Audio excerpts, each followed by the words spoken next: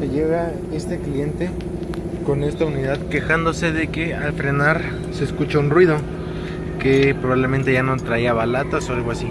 Bueno, ya al quitarle la llanta, pues obviamente es notorio que aquí en esta parte está rozando con algo, que es pues el rin en la parte interna. De hecho aquí se puede ver donde va rozando. A ver si aquí se ve todo el roce que ha tenido la pieza, el caliper. ¿Por qué pasa esto? Pues porque se le cayó el tornillo de aquí arriba.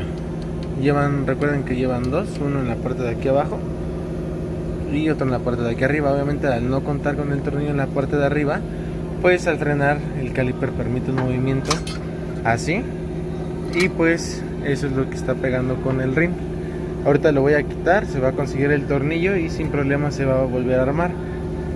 Recuerden que esos tornillos son especiales normalmente para no ponerle cualquier tipo de tornillo y pues van bien apretados.